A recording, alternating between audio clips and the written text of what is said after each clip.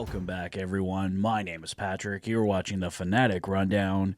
Well, the Edmonton Oilers couldn't find a way to come back the other night against the Pittsburgh Penguins, but thankfully against, I believe they're the worst team, or one of the worst teams in the NHL right now, the Chicago Blackhawks, the Edmonton Oilers find a way coming back from 2-0 and 3-1 deficits to defeat the Chicago Blackhawks tonight, 4-3. Zach Hyman getting the game winner for the Oilers in the third period on their lone power play of the hockey game. So, yeah, this one didn't start out too well again for the Edmonton Oilers. It was another bad first period.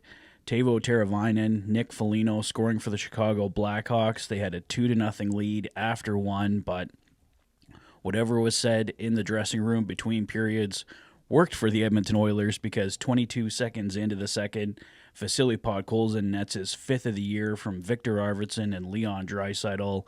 That has been the Edmonton Oilers' best line for quite a while now. They've been a staple together, staying together as the Oilers' second line, and they deliver again, getting the Edmonton Oilers back into the hockey game. Ryan Donato would close out Chicago's scoring on the night at 10:03, giving the Hawks a 3-1 lead.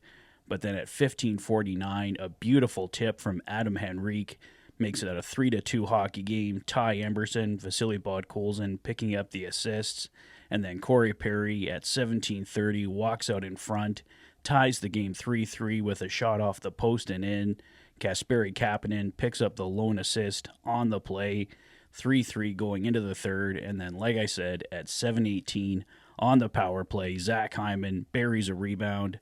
Leon Draisaitl, Evan Bouchard picking up the assists, and the Edmonton Oilers can leave Chicago, ending their four-game road trip 3-1. Winners of 5 of their last 6.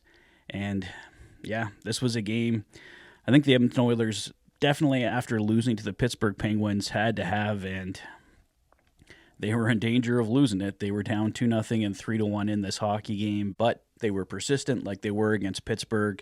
They got through a goaltender tonight that they weren't able to get through the other night, so that was great to see. They ended up out shooting Chicago 34-22 over the night. Chicago just had 14 shots in the second and third period combined. Chicago was pretty much out of it after that 3-1 goal. They sat back.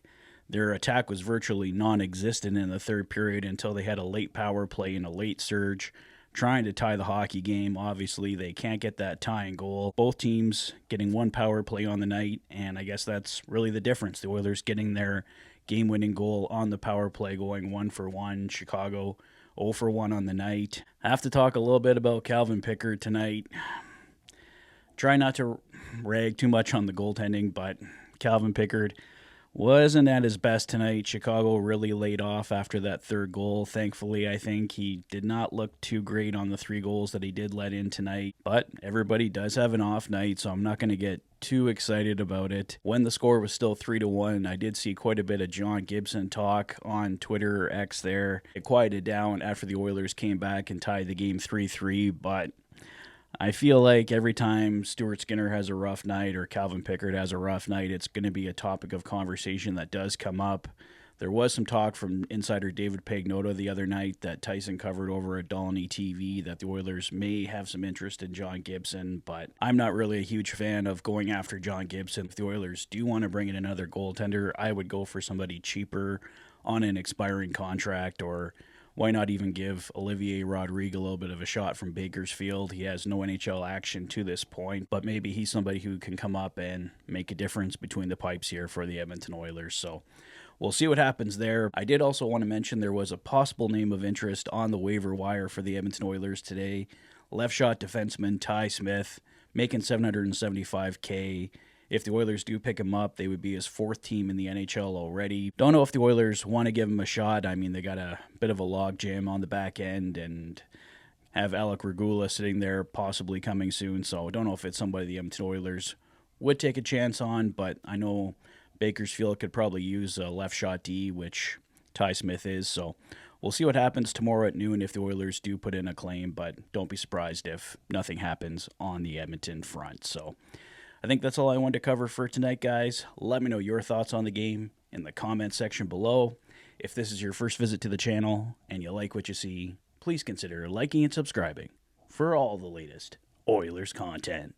You've been watching the Oilers Fanatic. Thanks for being a fan.